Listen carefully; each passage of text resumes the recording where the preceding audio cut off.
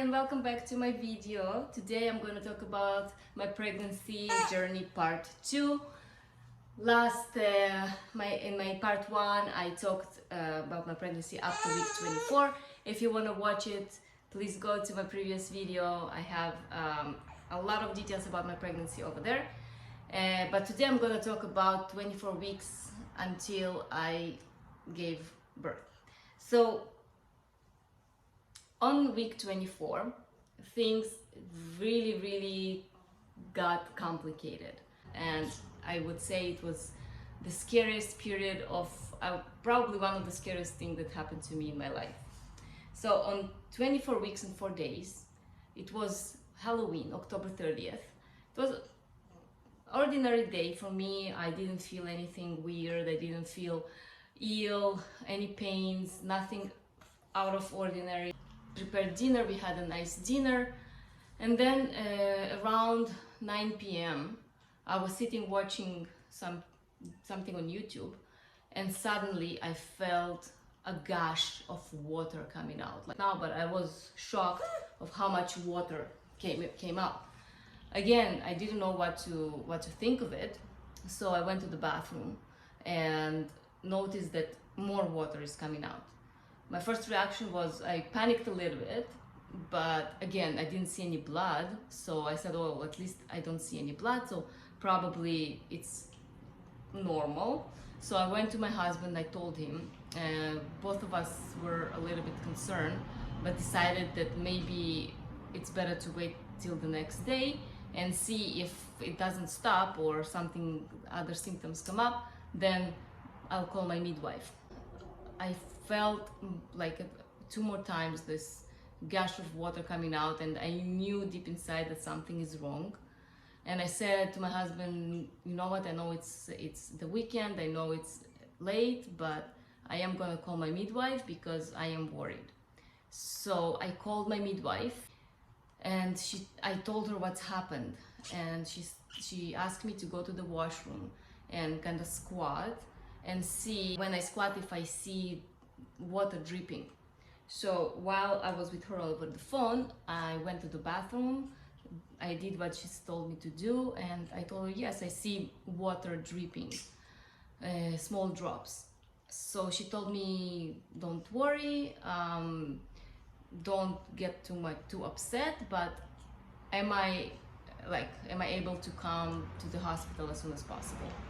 Of course, the minute she mentioned hospital, I knew that something is terribly wrong, and if it wasn't urgent, she would have told me to wait probably till next morning. But she said, no, you need to come to the hospital immediately. She was very calm and didn't stress me out, but I knew that something is going on. I told my husband, he wasn't able to drive me at this point, so he said, I will order you an Uber and just post me, let me know what's happening.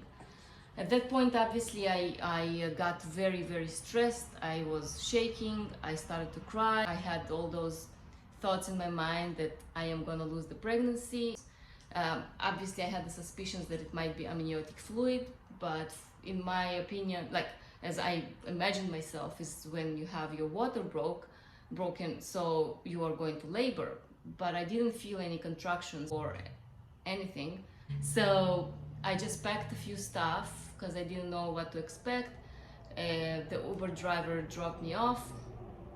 I came to the women's hospital here in Vancouver, and my midwife met me immediately. She took me to a room, and then she wanted to perform a test where they kind of want to confirm if the leakage is amniotic fluid, or sometimes it can be something else.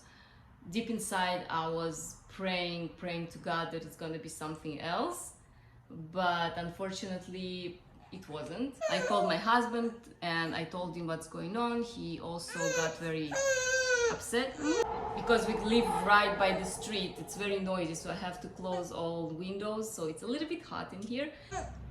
So at some point the doctor came in to check on me, and she said the most interesting thing that she herself was pregnant, and she wasn't the most gentle person, and you know, those doctors that are very straightforward. Uh, while I am in this horrible state of kind of confusion and crying and all in hysteria, she asks me, okay, what if you are going to labor today? What do you want us to do about the baby?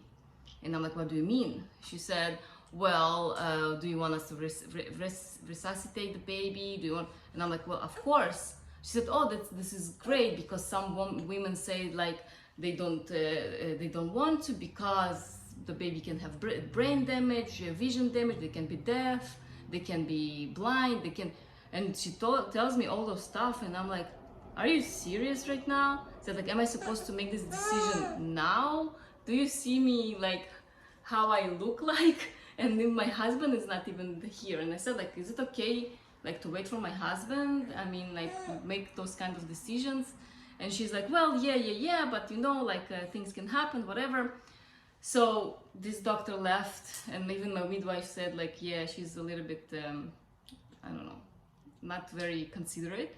But they put an IV on me, they gave me steroid shot because the baby's lungs obviously not fully developed, and it gives a boost to the lungs to be a little bit more developed if she was born on that day. They hooked me to IV with all the fluids, and they told me I'm gonna stay in the hospital at least for a week, and we will see from there. Statistically, after your water broke, you are kind of high, there's a high chance you will go to labor anywhere between 48 hours to a week. So this is why they admitted me to the hospital for a week to monitor and see what's happening. Apparently a baby can fully survive without any water, even in your womb, and that's kind of surprised me, because I thought without water there's no pregnancy, but you can. And some women even had full-term pregnancy, but it's very rare, and usually you go to labor pretty early after that happened. So the main thing that they check on you is that you don't, like when you don't have enough amniotic fluid, so your baby is exposed to infections. And this is the main thing that they check every day, is to see that you don't have fever and that you don't have any weird discharge or bleedings, or they check on your baby every day to see that the heart rate is normal, because as soon as there is a suspicious to infection, they have to deliver the baby. At the same time, my husband came from home. He brought me some stuff. The first night I was really upset. I was crying a lot. Like, we were really scared because there's nothing we can do. We cannot control it. It kind of freaked us out even more, because basically there's nothing I can do. It's just to hope and wait and count the days and try to keep her inside for as long as I can. Most of the time, unless my husband came to visit me, I was by myself. But I had my own room, I had the TV, I had my own shower, I read books, I wrote my journal, I had my computer. I tried to keep working. Yes, I tried to keep working, because otherwise all you think about is the situation, and it can be very depressing. So yeah, so a week passed by, and I didn't have, thanks God, I didn't have any infection. No bleeding, no cramps, no anything. So after a week, the hospital, they kind of ask you if I feel comfortable going home. I didn't feel comfortable going home. I said, listen, I still, like, my water is leaking. By the way, the water never stops leaking, because the body creates more amniotic fluid, but because I had ruptured membranes, it just keeps leaking outside all the time. There were a few times that I didn't feel any leakage for almost a day, and I'm like, oh, did it repair itself? But what's happening is sometimes the baby moves and it can block whatever the leakage is coming from, with their foot or with their hand, and then it stops. But then when the baby moves again, it keeps flowing again. So it never stops until you give birth. So like I said, they came to me and asked if I feel comfortable to go home. Me and my husband, really didn't feel comfortable me coming home because we don't have family around and he needs to work. I didn't want to stay home by myself. Even if he works from home, he's still busy, and I really didn't want to kind of take responsibility, to recognize when things are going wrong. And I thought if I'll be home, my anxiety level is gonna go up and it's gonna make things even worse. And I just didn't feel right about it. And I asked them if that's okay for me to stay for longer. They accepted and they left me there for another week. One of the things that they do, they monitor the baby, the heart rate, and there were a few times that there was suspicious that the heart rate is going down, and it's a sign of infection or anything. So they were sending me to a different department, to labor and delivery, where I was monitored closely by like a nurse. And that was a nightmare because they send you there, you stay there for like 6-7 hours. You cannot eat, you cannot drink, because if you are going to labor, if you have infection and they have to perform C-section, you cannot eat or drink before surgery. So you lay there, you are connected to a IV, so you get all your fluids and what you need, but you cannot eat, and you are whole dehydrated like from the outside, and you cannot drink any water. So it happened to me a few times. Fortunately, it was all false alarm, and I went back to my room and everything was fine. But they don't take any chances when they see some kind of like abnormal signs in baby's behavior. So they always send you over there, and you just get stuck over there for a very long time. And even the beds over there are not that comfortable. My bed in my room is like, you can adjust your legs, you can adjust your back. So, and when you're pregnant, it's very important. And over there, it's just regular bed. All you can adjust is your back. And I felt miserable, really, really, really miserable. Every time they told me, okay, you're going to labor and delivery, I was almost crying because I just hated it so much. One day, when I was 27 weeks, yes, from 24, I got to 27 weeks. I was in the hospital for 3 weeks back then. And I woke up, went to the bathroom, and I just saw bleeding. And this is not the same type of bleeding that I had at the beginning of my pregnancy. When you have your water broke and you have bleeding, that's not a good sign. That's a sign that something is progressing, and it can be infection, or it can, indicate that I'm going to labor anytime soon. I told to the nurse. It was really, really early in the morning, and she said, okay, let me monitor the baby to see how the baby is doing.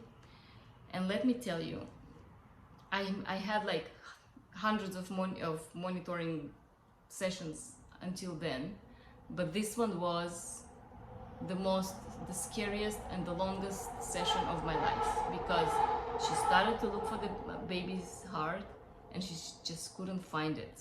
Usually they found her pretty easy, because she was a very active baby inside, but they kind of knew where to look for her.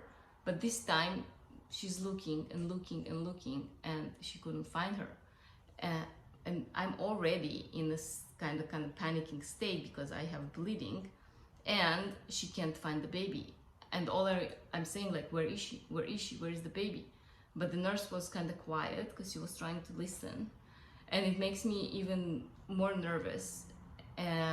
So she's like, it took, I'd say, like whole 2 to 3 minutes for her to finally find a heartbeat. The second she found it, I felt so much relief. I started to cry. I said, this was so scary.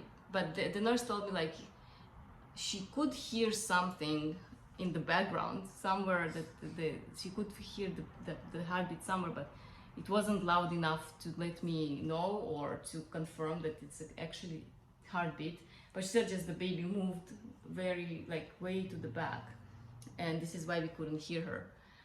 And once again, this time because of the bleeding, because something has changed, they took me to do an exam. And when you have your PPROM, they avoid doing any internal exams because it can obviously they can transmit some infections, so they try not to touch anything. But because the bleeding started, they had to see if my cervix, there were any changes to my cervix, or if I'm dilating or going into labor, so they had to perform that. Fortunately, my cervix was long and closed and no signs of labor, so they told me you are going back to labor and delivery for close monitoring and to see where this bleeding is going and what's going on, because they don't know. I went there, the bleeding subsided after like 4 or 5 hours. The bleeding subsided and I didn't progress into labor, so they said, okay, we don't see any changes. Obviously bleeding is not a good sign, but we'll see where it goes. By the way, I forgot to mention that in the hospital I had my gestational diabetes test, the sugar test, and to my surprise it came back positive. I said like, oh my goodness, like everything, every like, you know, negative thing that can happen just happening to me, so why not? Gestational diabetes, welcome as well, because I'm already in the hospital, so let's bring it on. I was really surprised that I have gestational diabetes because I'm relatively healthy person. I eat healthy. But up to the point I was exercising and very aware of my lifestyle. I know it has nothing to do with it, but in your mind you like, how can I get gestational diabetes? So yeah, I had gestational diabetes and I had to switch my diet, and they gave me a special menu for diabetic pregnancy, and I had to start and monitor my sugar levels. Another thing that I had to deal with, which wasn't very pleasant, but I didn't really care at that point. I was like, fine, another thing, I'll just go with it. As long as I don't need to inject any insulin into myself, I'm fine with it. And I really tried to keep my sugar levels so I don't have to inject insulin, but I didn't get to this point. So let's just leave it aside for now. I stayed for another week in a hospital, and then when they came to me again and said like, listen, it looks like the bleeding is under control, you don't progress anywhere, and everything looks fine. Are you comfortable going home? At this point I was almost 28 weeks, and 28 weeks was my first milestone that I wanted to get to, because I read that so many people gave birth at 28 weeks and the baby was basically okay, and the chances that something will go wrong are not as high as at 24 weeks. And I was really kind of relieved that I got to 28 weeks. Me and my husband, he was visiting me every day in the hospital, of course, and at the end of each visit I would go with him to the car and we high-five each other and say, another day of success. It was kind of ritual that we had to say every day that we made it, because every day matters, every day counts, and every day is a blessing. That I didn't go to labor is definitely a blessing.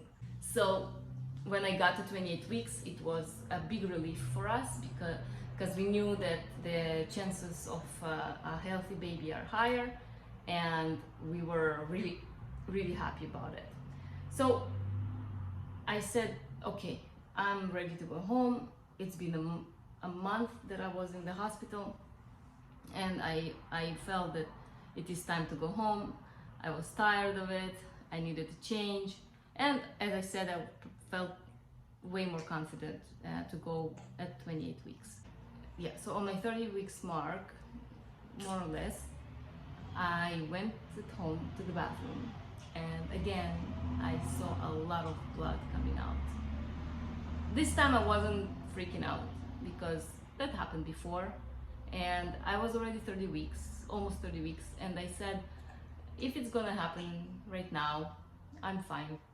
I'm okay with that. I think I was 29 weeks, if I'm not mistaken, because I said I carried her for so long. I know deep inside that most probably I'm not gonna get to full-term pregnancy, and the more complications I get, like all those bleedings and the chances of infection, the more chances that something will happen. So I was kind of open-minded to give birth and just to get it over with, just to eliminate all those scenarios that can happen if you will stay inside. I mean, of course, I wished for her to stay for as long as possible, but seeing the blood again, I knew that things are not very good. They told me in the hospital, if you see blood again, please come back. So of course I came back. I was admitted to the hospital again, and this time they said, you're gonna stay here until you give birth. And I stayed. It was another 3 days in the hospital, and on the second day, it was the first time in the middle of the night that I felt cramps. I woke up because some strong cramp woke me up. It woke me up again, and this time it was more kind of for longer, and I started like it was 3 a.m. and the nurses see me walking in the hallway, and I tell them like, listen, I feel that something is pulling down, and I feel like pain. I don't feel it in my back, but I feel pain in my lower belly, and kind of, you know, like the pulling sensation that something is kind of going down. But still I felt that it's coming. I'm probably not gonna hold the baby for much longer. So at this point I went to labor and delivery. I was there for another like 5 hours or whatever, and then another doctor comes in. She said, well, before you go back, we're gonna check you again, just to make sure that you're not going into labor. She checked me. She was a young doctor. I think she was a resident doctor.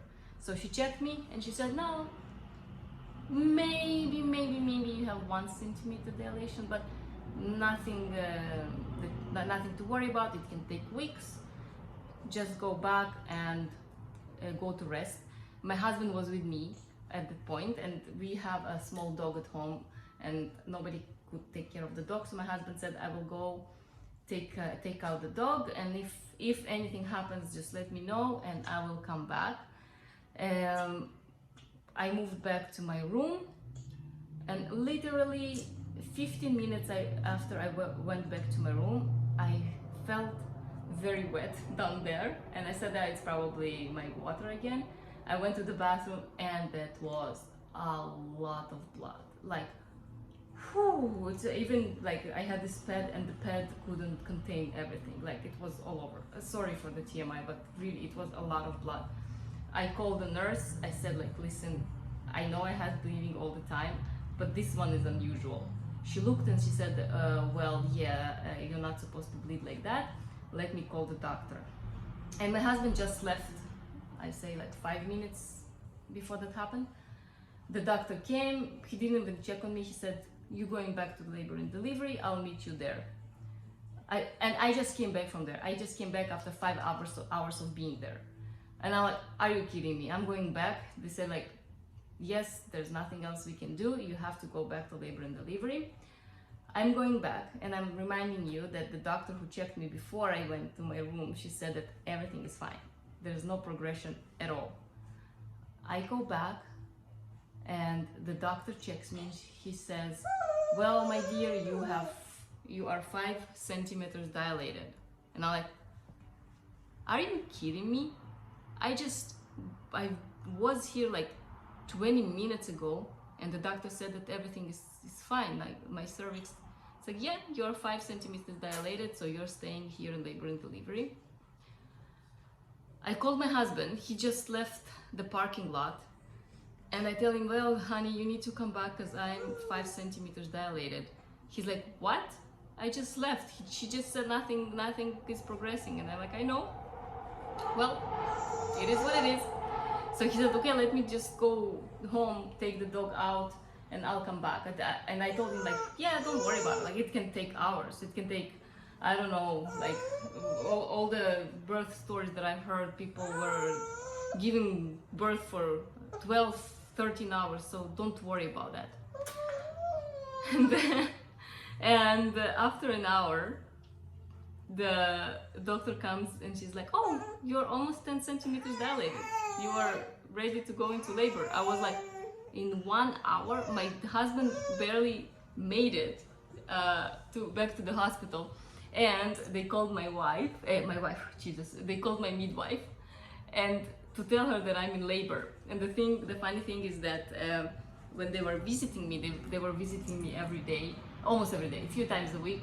And there was like a Jewish holiday at the time, and I was craving, it was Hanukkah, and I was craving, there's like a pastry that they make on Hanukkah, like special donuts, and I was always saying like, oh, I want those donuts, and my midwife, she was Jewish, and they were actually making those donuts. So apparently she was on her way to the hospital to visit me. She didn't know I'm in labor, and she brought those donuts with her. So when they called her and she came to the delivery room, she came with the donuts, and the smell was amazing. I was like, oh my goodness, the donuts. So before the shit show started with my labor, my husband was telling me like, oh, just imagine you're gonna give birth and then you're gonna have a donut. This is all I could think about, is I'm gonna have this donut. So at the beginning, everything was kind of normal. It wasn't even that bad. And I said like, oh, well. And the doctor asked me like, do you want epidural? In my initial plan, I wanted to have natural birth. So I said like, well, I do prefer having natural birth, but if you can put a note on the side that I might ask for epidural. He said that's fine, he will put a note. And at the beginning I said like, oh, I can handle it, this is not bad at all. And well, I wasn't 10 centimeters dilated then, I was probably around 6 or 7. But when I got close to give to labor, I started to feel the pain. Right now, when I recall it, I don't remember how painful was it, but I started feeling it, and I told the doctor, can I still have the epidural? And she said like, no, you are already in labor, it's too late, you will have to do it naturally. And I was so freaked out because the pain started, and I just didn't know what to do. I couldn't calm myself down. I was screaming, and I felt so hot. I had like hot flashes. I felt like my skin is burning. My husband brought like ice water with him, and he took a cloth and was putting water on me, on my body, and I had this hospital gown on me, and at some point I said, I can't, I'm just too hot, and I took everything off. I was completely naked, which probably not something that the nurses see every day, but I just couldn't. I was boiling hot, and my husband was putting cold water on me, and I was screaming. He said that there were other women giving birth in other rooms, and things weren't as sinister as how from my room. He said he went to bring some ice, and he heard my screams on the other end of the hallway. He said it was insane. I screamed probably in voice and noises. I made noises that not too many people heard before, even not myself. So when it came the time to push, Although I was pushing a very small baby, she was only 30 weeks and 4 days, she just didn't come out. I was pushing and pushing and pushing, and she wasn't coming out.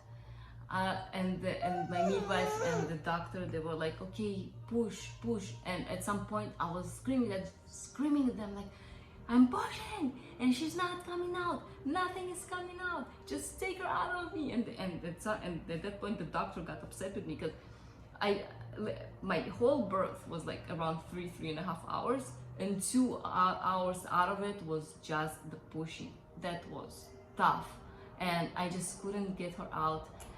They were like telling me, okay, one more push, and I felt all this heat and my skin is burning, and you know, this thing right before the baby comes out that calls the ring of fire, that I when I was reading about it, I couldn't understand what is it exactly, but is that the area down there is just literally burns. It's so painful. So this is what I felt right before the baby came out. I just tried to push so hard. I thought my brain is gonna blow up. I thought my eyes are gonna come out of their sockets. Really, I just wanted to get it over with. And at this point, the whole NICU team came into the room, and I looked like a demon. I was red, my hair was everywhere, I was naked, I was screaming, and there were like, I don't know, like 6 or 7 people from the NICU standing there. And I even thought to myself like, oh my God, I can't believe that so many people see me in this condition. But after I pushed 2 or 3 more times, after 2 hours of pushing, finally she was out. She even cried a little bit. I was so surprised, and they put her on me, and the first thing I said is like, oh my God, she's not that tiny, she's not that tiny. And I looked, and everything is there, the fingers were there, and everything is there. And I felt her, that I like, when I imagined what size she's gonna be when she's gonna be born, I imagined something like this, but it was a baby, and they weigh her, and she was 1.1495 kilos, which was 1 kilo and 500 grams. And I was like so surprised and so relieved. Obviously after that they just took her right away and started to take care of her. They put her in the NICU bed. I saw that many doctors working on her, but I felt very comfortable, I felt very calm. I knew that she's gonna be okay.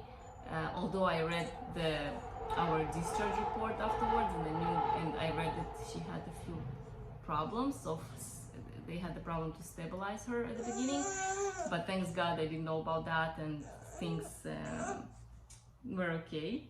My husband went with her to the NICU. When they took her to the NICU, he went to my room because they asked to take all my stuff because they need the room. And basically, this is the day on December 10th, 2022. Sorry, on December 10th, 2021, I gave birth to my first child, my baby girl Ariel. Her name is Ariel Nessa. And yes, and this is where my birth story ends, which was crazy, really crazy story. So thank you very much for watching. If you like the video, please give it a thumbs up. If you want to watch the first part of my pregnancy journey, you are more than welcome to do so. And if you have questions or comments, please leave them down below, and I'll see you in the next video. Bye.